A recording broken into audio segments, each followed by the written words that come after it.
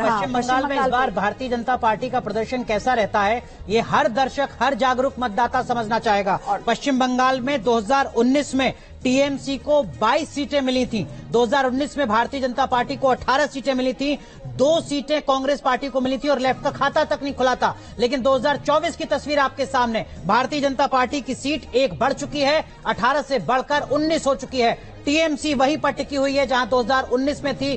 22 सीटें इस बार भी टीएमसी को मिल रही हैं। कांग्रेस पार्टी को 1 सीट का नुकसान यहां पर पयोदी हो रहा है। पिछली बार 2 सीटें मिली थी, इस बार 1 सीट मिल रही है। और वो पॉलिटिकल पार्टी जिसने 30 साल तक पश्चिम बंगाल में राज किया, लेफ्ट पार्टी, उसका एक बार फिर खाता तक नहीं खुल रहा है पश्चिम बंगाल में। तो यहाँ पर बीजेपी को 1 सीट का फायदा होते हुए, कांग्रेस को 1 सीट का नुकसान होते हुए आपको नजर आ रहा है। लेफ्ट का यहाँ खाता नहीं खुल रहा है। लेकिन ये जो आकलन है ये आपको समझ में आएगा कैसे, जब आप ये स्क्रीन देखेंगे। और अब हम बात करते हैं उड़ीसा की। पश्चिम बंगाल के बाद जान लीजिए उड़ीसा में बीजेपी को 14 सीटें मिलती, बीजेडी को 6 सीटें मिलती हुई दिखाई दे रही है यहाँ पर। और साथ ही कांग्रेस के खाते में 1 सीट यहाँ पर आती हुई नजर आ रही है और अन्य के खाते में कुछ नहीं। लेकिन फिलहाल उड़ीसा का जो आकलन है वो हम आपको दिखा रहे हैं। तो 14 बीजेपी को, 6 बीजेडी को, 1 कांग्रेस को।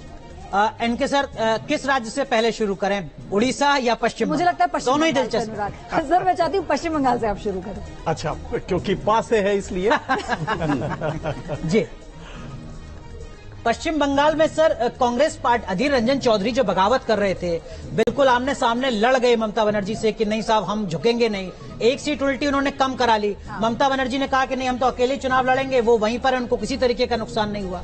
लूजर कौन रहा है आप? नहीं, और बीजेपी ने 1 सीट और बढ़ा ली अपनी। जी हाँ, बिल्कुल सही है। कांग्रेस लूजर रही और नहीं। देखिए, आप याद करिए कि अहम चुनाव के वक्त पे कांग्रेस लीडरशिप ने उनको डांटा भी, बाद में हालांकि समझौता किया। तो लेकिन एक बात है कि पश्चिम बंगाल में अगर आपको पॉलिटिकली सरवाइव करना है तो फाइटर जील के साथ जाना, उत्साह आपका वो होना चाहिए जो किसी फाइटर का होता है। शायद कांग्रेस ने यही अडॉप्ट किया। लेकिन अगर 2 फाइटर्स मिल जाएं तो तीसरे को हराने में आसानी होती है, ये बात वो भूल गए। अगर वो किसी तरह से कांग्रेस और टीएमसी मिल जाती तो आज स्थिति बिल्कुल उल्टा होती। लेकिन ये बात उनके समझ में नहीं आई, जिसका नतीजा ये हुआ कि बीजेपी ने अपनी टैली एक और बढ़ा ली। जी सर, लेकिन इसी के साथ राहुल सर, अब पश्चिम बंगाल की हम बात करते हैं, लेकिन अब टीएमसी को यहाँ पर अभी फिलहाल कोई नुकसान होता नजर नहीं आ रहा। इससे पहले भी हमने यही देखा था। इतना गढ़ मजबूत है ममता बनर्जी का, आप उन्हें छूकर नहीं निकल पा रहे हैं। तो ये किसके लिए, अगर कांग्रेस के लिए यहाँ पर लॉस है, बीजेपी की भले 1 सीट यहाँ पर बढ़ी हो, लेकिन स्ट्रैटेजी कहीं ना कहीं ममता बनर्जी को नहीं छू पाती बीजेपी की। देखिए, ममता का ज्यादा नुकसान तो दिख नहीं रहा है, केवल 1 सीट का नुकसान दिख रहा है। नहीं सर, वहीं पर है कांग्रेस का नुकसान है। तो कांग्रेस के लिए अब वहां पर एक बड़ा संकट है, भविष्य का संकट लगभग उसी तरह का जैसा वहां लेफ्ट के सामने है। तो अगर उसको कुछ अपनी जड़ बनानी है तो उसको कुछ न कुछ मतलब संगठन को मजबूत करना पड़ेगा। और जाहिर है कि एक नई तरह की लीडरशिप वहां पे उसको चाहिए। और अगर हम देखेंगे और नीचे जाके अभी वोट शेयर से पता चलेगा कि लेफ्ट और कांग्रेस को अंततः लड़ाई करनी पड़ेगी टीएमसी से ही। जी, अब इन लोगों के बीच में, इन 2 गुटों के बीच में अगर किसी तरह का कोई कम से कम लोकसभा को लेकर कोई समझौता हो, तब तो वो बीजेपी की बढ़त को रोक सकते हैं, कुछ अंकुश लगा सकते हैं, वरना वो नहीं रोक पाएंगे। और इनकी आपसी जो लड़ाई की वजह से जो वोट शेयर, जो एंटी बीजेपी वोट है, वो जो बढ़ता है, वो बहुत बड़े स्तर पे बढ़ता है, वो तभी रुक सकता है। बिल्कुल, तो लेकिन ये एक बहुत बड़ी चुनौती है। मनोज सर, कांग्रेस पार्टी का भी किसी दौर में गढ़ रहा, लगातार संघर्ष करती रही।